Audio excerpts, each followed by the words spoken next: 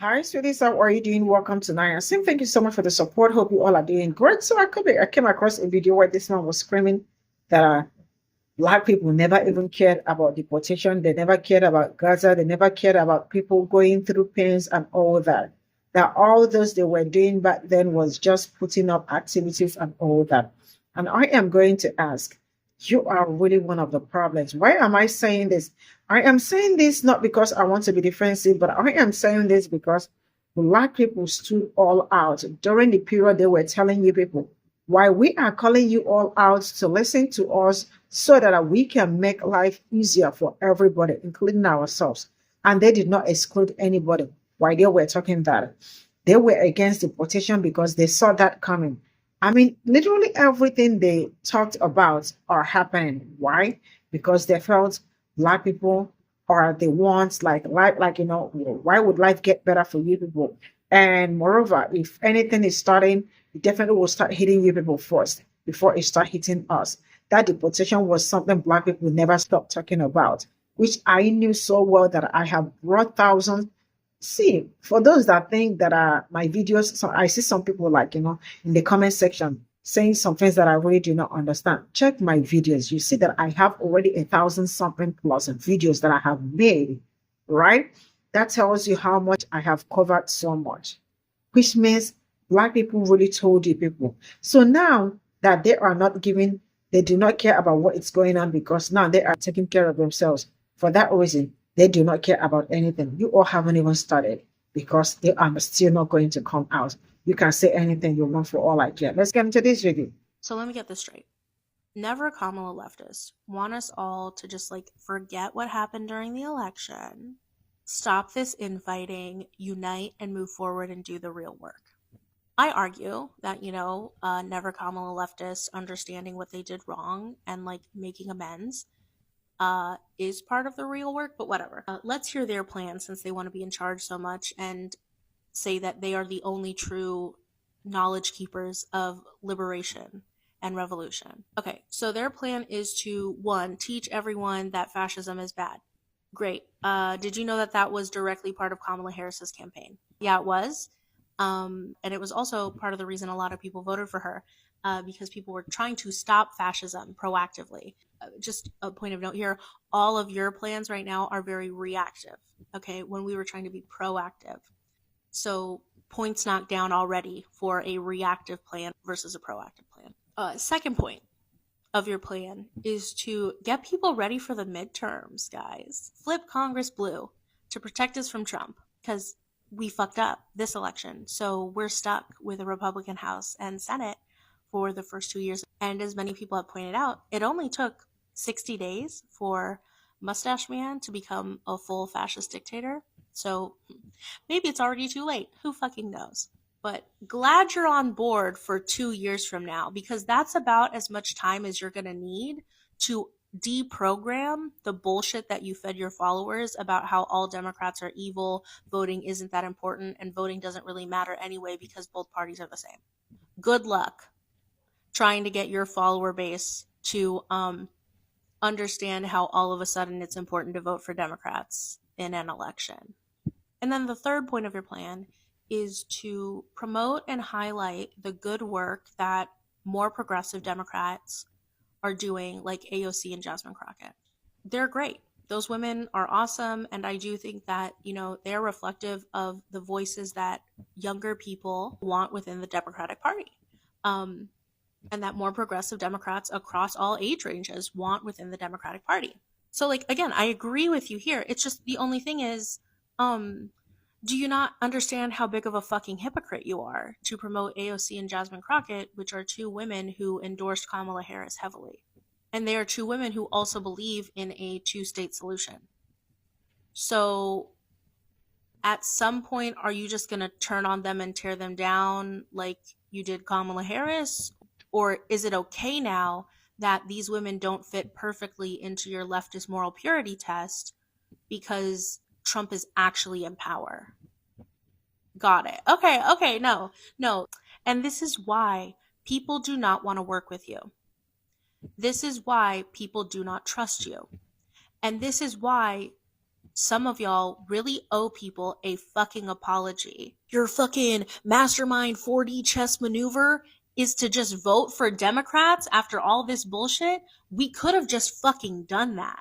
We could have just fucking done that. And I know people are going to be like, well, the past is the past. You don't have to keep bringing it up. You don't have to make people feel bad. No, these people should feel bad. They want to lead a fucking revolution in opposition to liberals by using liberal tactics. And where liberals are already at and already have been doing work. So what the fuck is the point? You have the right plan, but this is not your plan, babe. Okay? And you need to understand that. And if you truly want to be a leader at any point in time, which I know all of you fucking do, you need to not lead this round. Okay? If you cannot accept that your direct actions led us directly into fascism and straight up Nazism, I cannot trust your judgment. Good morning, gentlemen. I'm tired, but I'm frustrated. You'll never guess what Democrats are talking about in the Lord's year 2025. Oh, I'm excited to hear this. They're saying that Kamala Harris is actually pro-Palestine and that we were wrong during the election. Oh, word? Yeah. I'm surprised. I woke up this morning, I looked on TikTok, and I see Democrats being like, no, you don't understand. She was pro-Palestine. She was saying she wanted a ceasefire in this interview. And I'm like, that's crazy, bro. What was her opinion on sending the bombs? Like, you know? Like, I wake up this morning, man, and I'm like, man, I'm so happy to get breakfast. I'm so happy to hang out with my boys. I'm so happy to, like, enjoy my day. And I have to see the dumbest fucking take imaginable on my screen 30 times because everyone else is quoting it saying exactly what I'm fucking doing, right? They're, like, looking at this, they're stitching this video. They're like, yo, you're a dumbass. And I'm just confused, man. Like, I think Democrats genuinely, like, when their politicians tell them something, are like, fuck yeah, that is exactly what I want, and I love that. They don't think critically, like, at all. They're like, we want a ceasefire, but only if Hamas doesn't exist. Yeah, like, that's, like, that's literally the position, we want a right? ceasefire, but, like, Israel can still have guns. Yeah, like, yeah. It's like, what are we doing? Like Kamala Harris is like an AIPAC darling child who was, by all means, supporting them to the hilt on whatever they needed, right? Even in all of her speeches and like the DNC and stuff, she was leading with like the brutal attack on October 7th. We have to dismantle Hamas and whatever the fuck, right? Like just like deranged shit, right? And it's like, oh no, but like she's definitely pro-Palestine, bro. It's like, what do you fucking mean? The exact phrase was, we need to have the most powerful military force in the world. Yeah, bro. And like part of that calculation is like just giving Israel every fucking gun, bomb, and bullet they can possibly fucking need.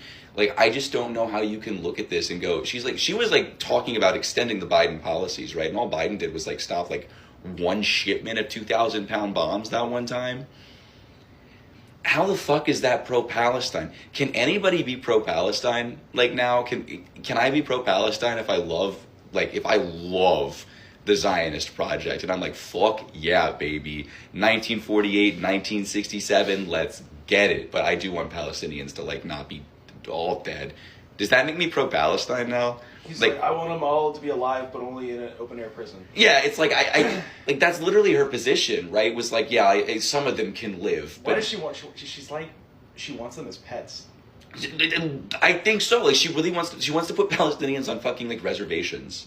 Like, in a concentration camp in Gaza, right? And all of a sudden, what, she's pro-Palestine because she, like, one time in an interview was like, yeah, ceasefire would be chill. Is it that easy? Is it that easy? Like, can I get away with, can I say anything and be like, no, but like, maybe in an interview and everyone's like, yo, he's on that shit. Like, when, like, I feel like when people say pro-Palestine, we mean, like, from the river to the fucking sea, one fucking Palestinian state, right? But, like, Harris, for some reason, gets to say, oh, I want a ceasefire, like, maybe sometime after I send all, like, 35 F-16s. And, like, and people are like, yeah, no, see, she was anti-genocide. She really did. She loves Palestinians. She's the best. Like, are you deranged? I've never seen a politician get so much praise for saying so little as Kamala Harris. No, she talks a lot, but says very little. And that's the game, right? Because what Kamala Harris and other politicians are really good at, right, is saying just enough to make you go, oh, fuck, she does agree with me on this thing, I think, right? While realistically saying fuck all. The ceasefire thing's the greatest thing, right? Like, she's saying we have to keep arming the Israelis, we have to support them to the hill, we have to kill all of the Hamas people, which the Israelis consider everyone in Gaza, really everyone in Palestine as being Hamas, right? We don't talk about that. She's like, we have to defeat them, we have to help our allies, or whatever the hell. She's like, those women and children, Hamas, right? And it's nuts. And so, like, my thing is, she says all of that, but then she says ceasefire at the end, like a wholly hypothetical ceasefire, and everyone's like, oh, fuck yeah, okay, I was really worried for that first bit, but, like, clearly she's on our team. I feel like some people are just really fucking stupid. You know, I feel like it's not even a political thing at this point. I think some people are really fucking stupid. Yeah, it was the same way Rafa was a red line for Biden. Yeah, right. It's like, oh, he was also pro ceasefire. Like, what are we fucking doing, man? I hate this. It's fucking ridiculous. Good morning. I just want to say real quick that if you're somebody who didn't talk about Palestine before Donald Trump was elected, and now you're using the issue of Palestine to say, oh my God, look how bad this is. Isn't Trump terrible? Don't you wish we had Kamala Harris? That you're an asshole. Like, politics aside, strategy, tactics, all that shit aside, if you sat through a genocide that was live streamed to the world every single day for over a year and only started giving a fuck about it when it became politically advantageous for you, you are the worst kind of person imaginable. We're talking about the death of tens of thousands of people, possibly hundreds of thousands. We don't know, as we haven't gotten the full body count yet. We're talking about the displacement and the systematic starvation of millions of people within the confines of a concentration camp. You don't get to look at that and then go, wow, aren't you guys sad you didn't vote? Especially when the candidate that you were supporting was just as willing to continue the genocide as the person we currently have in office. Like, I'm sorry, I understand it sucks to lose an election, right? And it is scary to see Donald Trump back in office doing everything that he is doing. But if you are using this critical time to weaponize a genocide, to dunk on people on the internet, you're a fucking asshole. And if you're someone who, for whatever reason, barely or has never talked about Palestine until your party was no longer the one doing the genocide, you're even worse. It speaks to your character if genocide is tolerable to you so long it is people that you support doing the genocide and laying the groundwork for the mass annihilation of a people. And no matter what Trump is saying or doing in Palestine, it does not change the very simple reality that Democrats laid the groundwork for him and committed to genocide and ethnic cleansing for well over a year. We will all be better off when people drop this stupid fucking talking point and actually decide to do something productive in the face of a government that is going to be detrimental to the lives of millions. But yeah, just something worth thinking about, I think. As always, free Palestine. Salamu alaikum, and have a great day. I'm going to start out this video with this. Tanky leftists are no one's allies. They are cause colonizers. And as soon as the cause that they are colonizing runs its course and it no longer receives the viewership or engagement that they're used to seeing, they will move on to the next cause to colonize. Now that I've said that, I'm going to also say this. I've never been one of those people that looked at Palestinians, specifically the ones that weren't actively telling people not to vote for Kamala Harris, but were still kind of apprehensive to vote for Kamala Harris. I've never been the one to look at those Palestinians, the ones that weren't running propaganda campaigns against Kamala Harris and ignoring the clear and present threat of a Donald Trump presidency, as the problem. Because as I've said on many occasions, if I were Palestinian, I don't know if I could have brought myself to vote for the Democratic candidate for president and also the vice president of Joe Biden. Especially knowing Palestinians that I'm mutuals with on this app that didn't run propaganda campaigns against Kamala Harris, that had lost hundreds, not tens, hundreds of family members in this ongoing ethnic cleansing of Palestinians in Gaza. What I saw this past election, when I was the most critical of Joe Biden, was a lot of people kind of diminishing what these Palestinians were saying.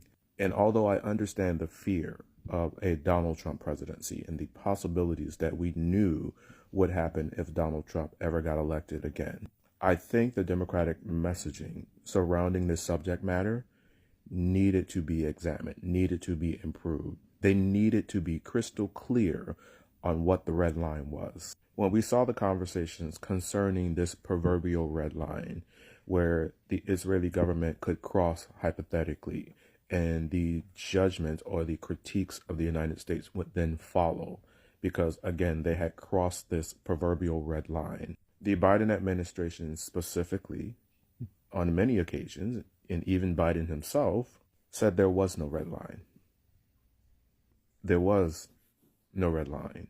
So that's why it was very easy for a lot of tanky leftists to adopt the rhetoric that there was no difference between Kamala Harris and Donald Trump, even though we knew that there was a difference, and Palestinians and Palestine knew that there was a difference. I said in the earliest stages of this ongoing ethnic cleansing that there would be a lot of Palestinians, a lot of voters, that the Democratic Party would never be able to get back again. And again, I will say this again, if I were Palestinian and I had lost hundreds of family members, I don't know if I would have it in me to vote for the Democratic Party. But I also know that I would not have run campaigns against Kamala Harris, because I would have also listened to what Donald Trump was saying and how he was vowing that he would do worse. I think in this election, there was a lot of talking past each other on both sides of the aisle. For a lot of Palestinians, they put a lot of weight on what was currently happening to them at the hands of a Democratic president.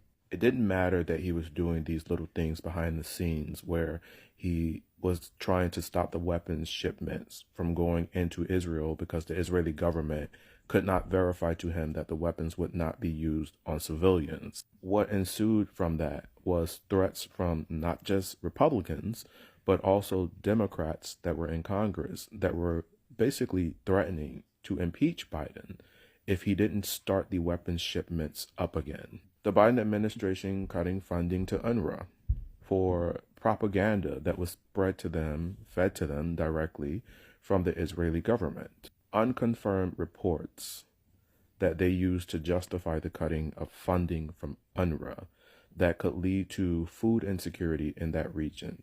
Palestinians literally starving to death because we cut funding to a major aid organization based on a conspiracy theory that was unconfirmed. And also the 40 babies conspiracy theory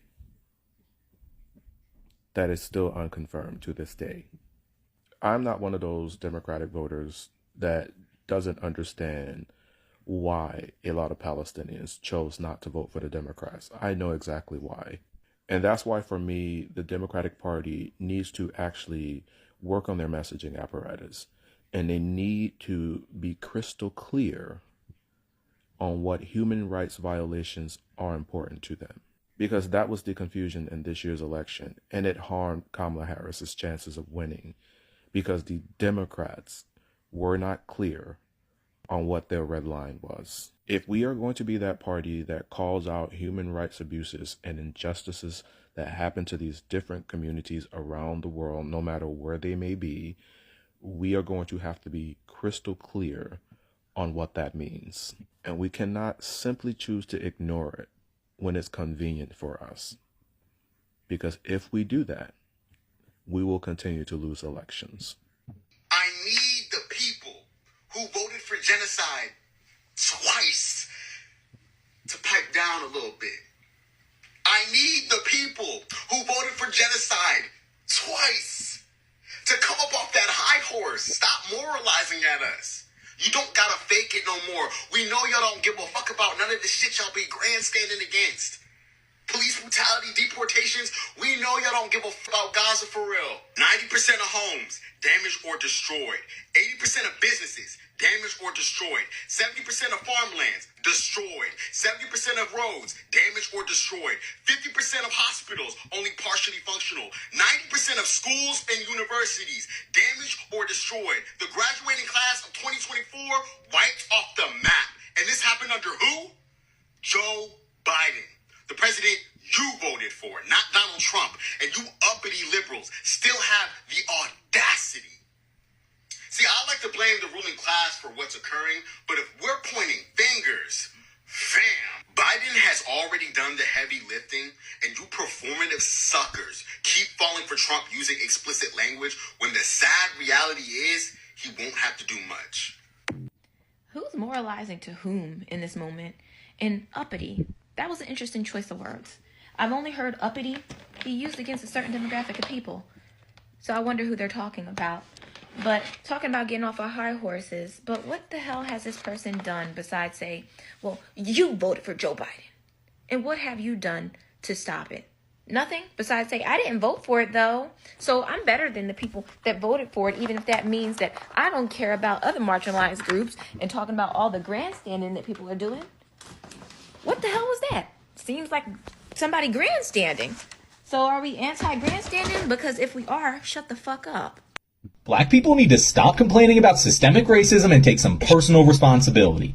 Everyone is equal under the law now. They may be policed more, but that's only because they commit a disproportionate amount of the crime. Why?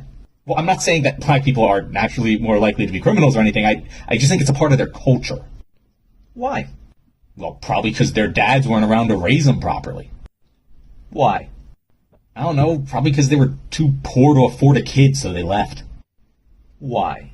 Well, they probably can't get a good job because they never went to college. Why? Well, I guess it is probably because they couldn't afford it, but they didn't get good enough grades to get a scholarship either. Why?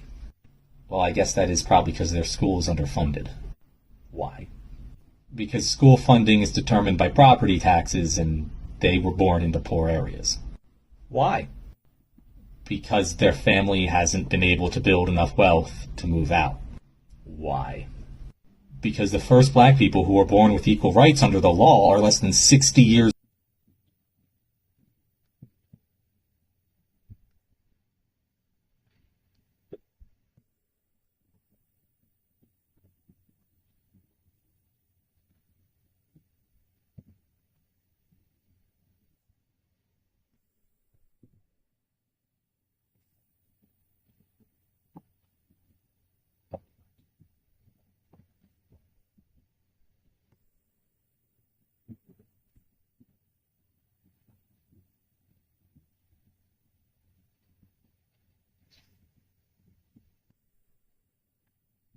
So this is all I got from this video. And I feel like these people are shameless. I will come to why I said these people are shameless. Right? Okay, this guy that was just busy screaming. I mean, you voted for Gside. Right. Gside. Yeah. Now let me say this. What is he doing at this point in time to stop what is going on? So far I have like this young man is I am going to start with, he's a black man, right? At this point in time, I mean, especially those poor Palestinians, I expected them to hit the streets. I mean, like hit the street and start talking about how unfair or like, how badly the people in Gaza are being treated, or how a lot has happened so far in Gaza. I am not seeing them on the street, right? Protesting. But he is still in his house. He forgot he's a black man. Let me see him on that street. Let's see what happens to him. If he comes back in peace or in pieces, or he's going to come back in a hole, right? But that is not even the major problem. Now, I am going to ask this. Why is it that some people, when it comes to politics, some people are way too emotional? And sometimes when I see men, I am not saying that men shouldn't be emotional. I mean, emotion, it's okay to have emotions and all that.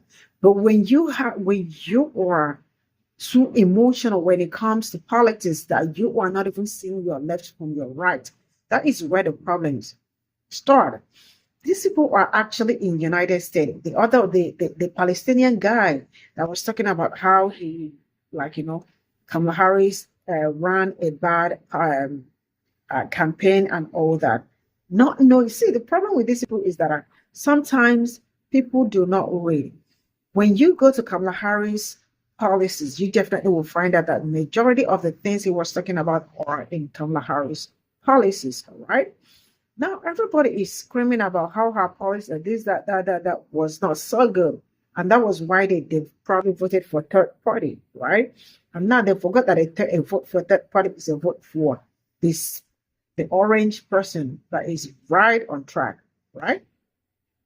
Now, the problem with these people is that, the problem with them is that they left their president that they were supposed to hold accountable for what he did, and held Kamala Harris like she is the president. Now, let me take it back. You all can see the policy that has been signed so far, and I haven't come out to see anybody calling J.D. Vance to go and settle or talk things out about what is going on and the policies and the rest of it. He is screaming farms, laws, school laws, and all that. See, I am not trying to compare people's bad experiences and all that. I mean, this is something Black people have been going through from the onset. The fact that some people do not even know their own history is just really appalling. But sometimes people that look like this, I feel like they are migrant. Do not get me wrong, because I feel like if you are American or Black American, one thing I love about Black Americans is that they are grounded when it comes to their history. They don't joke with it. When you mess around with them when it comes to history, their own history, they won't take it lightly with you. So most times when I see some people that are not grounded in their own history, I feel like, they have lost touch of some certain things.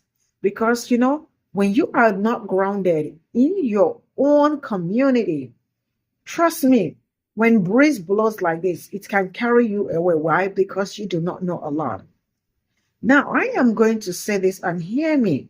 I have really these people that are actually out there screaming pro-Palestinians and all that.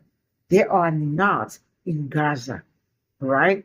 They are in this one is in United States. The other one is in the United States, enjoying the free world of United States. And some of them that are students are enjoying Black people's and white people's tax money, right? Now, let me tell you this. The problem I have with them is that they are hypocrites. Because if they meant really well for Gaza, they won't be schooling or they won't be in the United States. They would have gone back to Gaza and helped build Gaza.